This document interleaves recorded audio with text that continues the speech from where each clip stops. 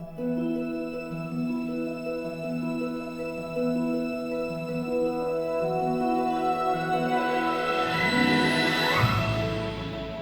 శ్రేష్ఠ creations channel ద్వారా మరెన్నో Christian short ఫిల్మ్స్ని మీ ముందుకు తీసుకురాబోతున్నాం. మీ ప్రోత్సాహాన్ని సబ్స్క్రైబ్ చేయడం ద్వారా మాకు తెలియజేసి పక్కనే ఉన్న బెల్ని క్లిక్ చేయండి. లైక్ చేసి అనేకులకు షేర్ చేయండి. మీరును దేవుని పరిచర్యలో పాలిభాగస్తులు కండి.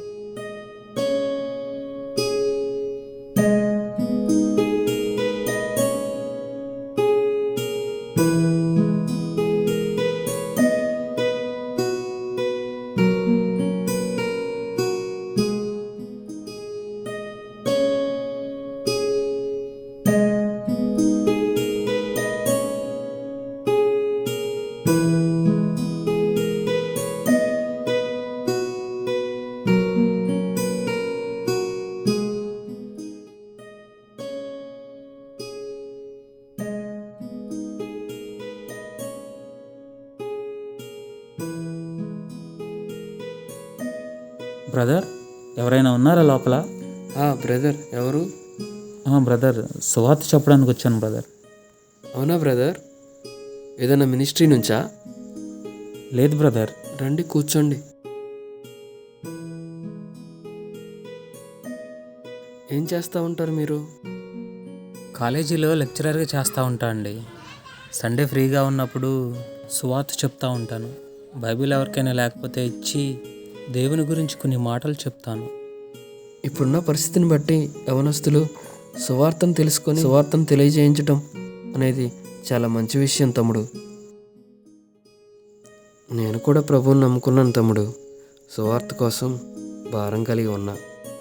చాలా సంతోషం అన్నా. ఉంటాను అన్నమాట. మంచిది తమ్ముడు.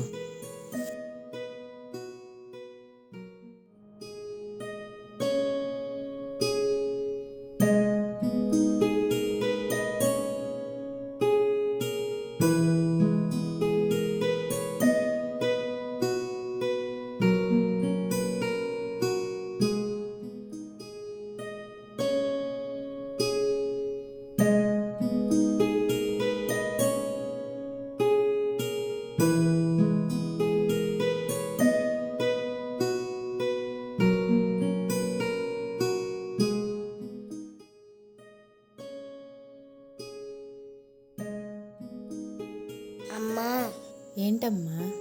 డాడీ ఎక్కడికి వెళ్ళాదమ్మా? డాడీ పనుండి బయటికి వెళ్ళాడమ్మా. అమ్మా, చనిపోయిన వాళ్ళు మళ్ళీ తిరిగి లేస్తారా అమ్మా? ఎందుకమ్మా అలా అడిగావు? ఏమీ లేదమ్మా. సండే స్కూల్లో టీచర్ గారు చనిపోయిన వాళ్ళు తిరిగి లేస్తారని చెప్పారమ్మా. అది నిజమేనా? అవునమ్మా, నిజమే. బైబిల్లో లాజర్ అనే వ్యక్తి చనిపోయినప్పుడు యేసయ్య ఒక మాట అన్నారు.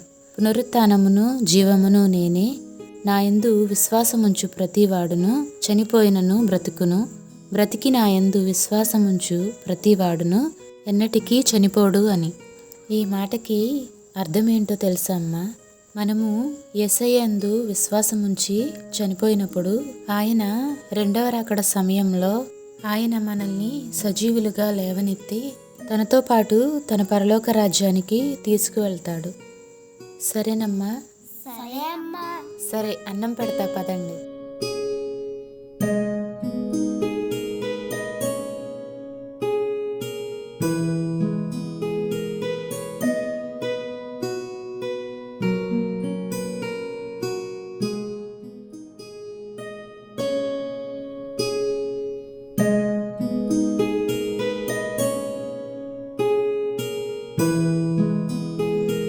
దీంతో ప్రతిసారి ఇదో ప్రాబ్లం అవుతుంది.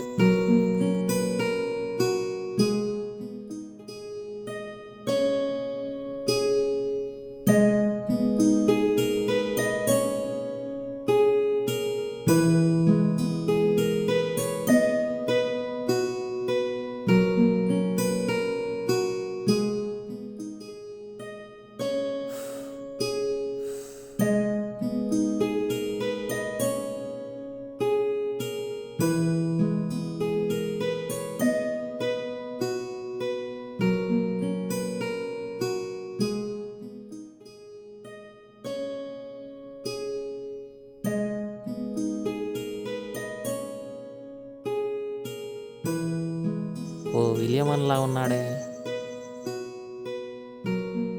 అన్న విలియం అన్న ఏమైంది? ఏం లేదు తమ్ముడు, కొంచెం ప్లగ్ ప్రాబ్లం ఉంది, చూస్తున్నా. అవునా?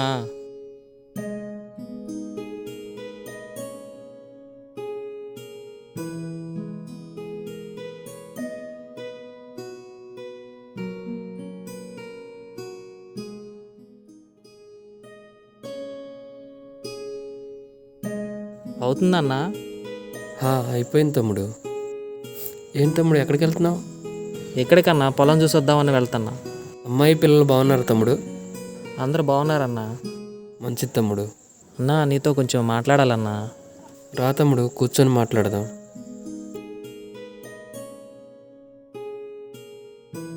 చెప్పు తమ్ముడు.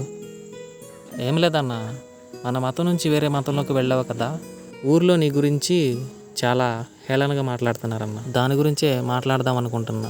ఏ విధంగా తమ్ముడు? నేనేమైనా తప్పు చేస్తున్నానా?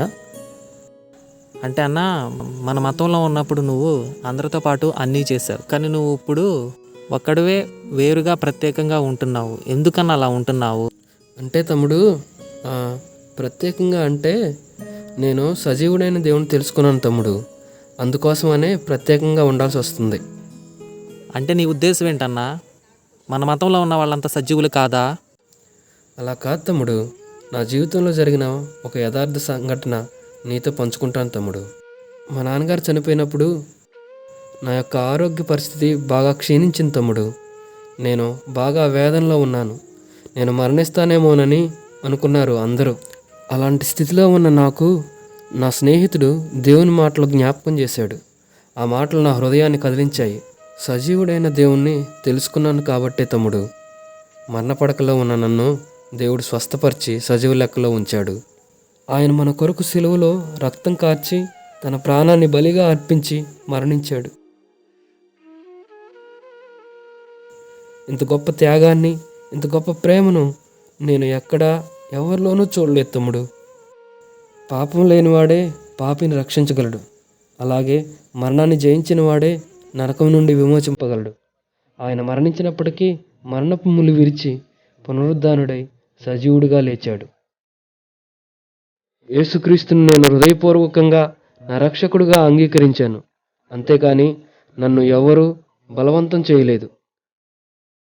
నా మాటలు నువ్వు అర్థం చేసుకుంటావని అనుకుంటున్నాను తమ్ముడు. సరే అన్న, పనుంది, వెళ్తాను. మంచిది తమ్ముడు.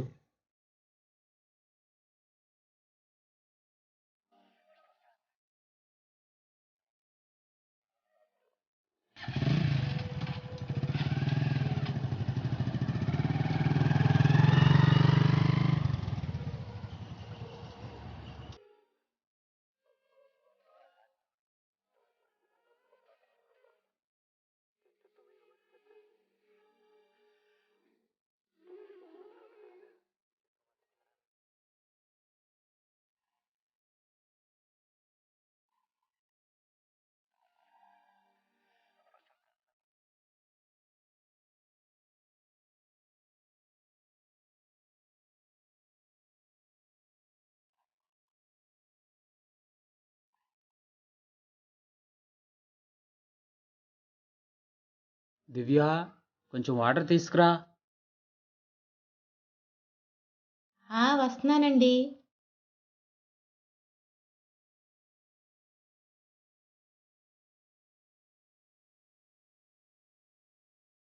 ఏవండి, మంచినీళ్ళు.